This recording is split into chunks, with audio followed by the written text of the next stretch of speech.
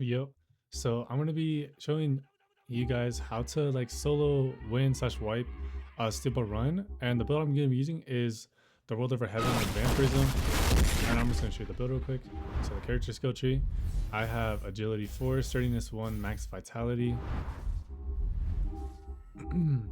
For the World Over Heaven, I have all the abilities unlocked except for the Triple of Knives.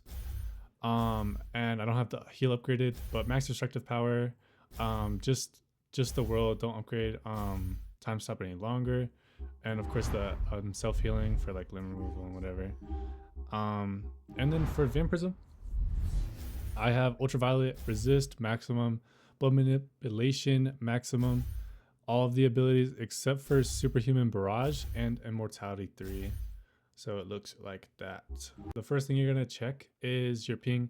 If you're more than 100, it's really hard to solo wipe with that.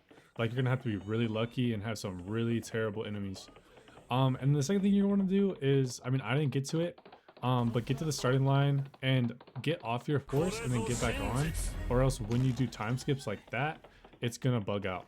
So when you're at the starting line, you're just gonna basically full sprint until you have about this much stamina left. You can use a little bit more, but that's just what I go for. Holding block if there's people around you, because people will try to bonk you. Throw knives, shoot nails, whatever. So once you get a Devil's Palm, you're going to use the remaining stamina to go full speed and use time skip if you are using a time stop stand build, I guess. Basically get through as fast as possible. I had to do it so I could save blood, and then here we have our first victim. I just use time stop, get free damage while they're being poisoned. And as you can see, the barrier has not been touched, and I don't touch it because if someone were to touch it, the timer would start, which gives you less time to just easily wipe people here, because when there's this barrier here, there's nowhere they can run. They have to run either in the poison or just like along this line, which is a lot easier than fighting them when they can just go off this hill or anything. So try to stay away from this barrier and try to also stop your enemies from touching as well. Horses are just like a pain to try to catch people on. But I'm just gonna get this guy. He looks like he's a pretty big team. But as long as I could just knock him out, it's not gonna be that big of a deal. Maybe they're not teammates, but these guys generally look like they want to kill me.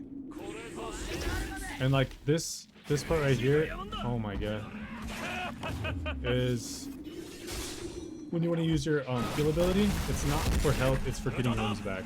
And I think I just saw someone up there. This guy's just throwing out M1s. It looks like he was playing on pretty bad ping. So he's more or less just kind of pressing things, hoping that they work. And okay, that was well played. His teammate screwed him over. When you get perfect blocks, try to do the reality overwrite if you have it.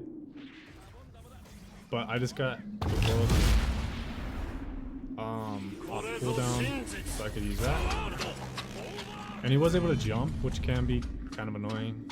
Just try to get end damage in general, and obviously end with that Heaviness into Smite, right? He's gonna run, he has boxing, but then once he fucks up and he gets too close, that's when you punish him, right? You hit him with this combo. Now he's just clean. And just off one, or really two mess ups. And he said, your mom fat cry. Everyone has their own coping mechanisms. And he says it was easy. It was easy. And now I only have, I think like 5 more. 1, 2, 3, 4, 5. And that was the wiping scene. As you can see, these people congregate on that rock because they suck. If you have time stop and they don't have time stop resistance, they're most likely screwed. So just like in teaming in general, best teaming stands, Tusk, Gold Experience Requiem, Aerosmith. Those are the ones you're gonna want to go for first. If someone is using Pluck, they're gonna have lower health than other specs, so you can go for them.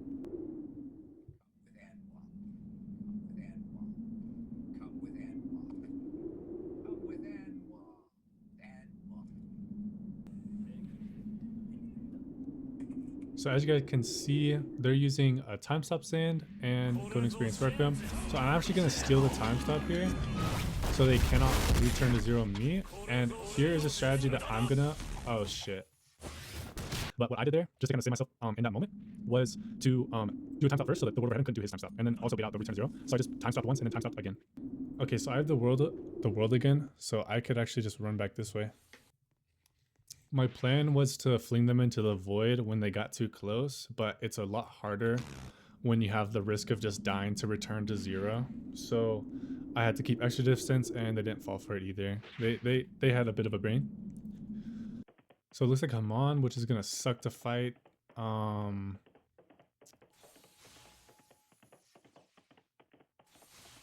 again, I could probably just get some damage in if I time stop right here. Yeah, I'm good.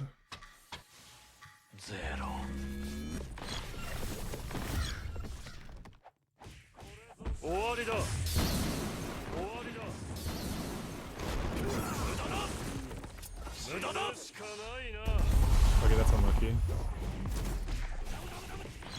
Thankfully, they're not like the best at working together. Their main thing is the return to 0 method. But this guy's already really low.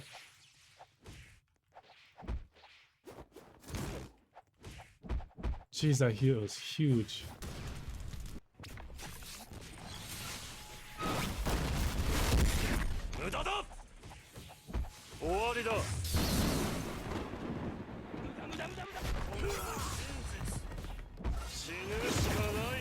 Okay, so we're doing pretty good in this fight.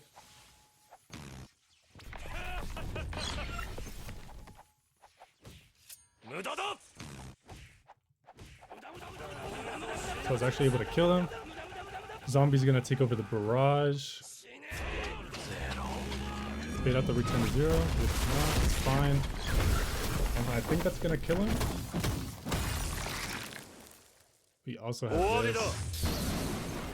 And that's a good game. So once you guys kind of get that strategy down, understanding other people's strategies is kind of the way to solo wipe. That was very clear. Like you could see the World Over Heaven tried to do a time stop, but it got canceled. I think even by his team, I don't remember. But if they cannot use their meta strat against you, you win. If you can be like steps ahead, you win. That's all that really takes, even if you're solo.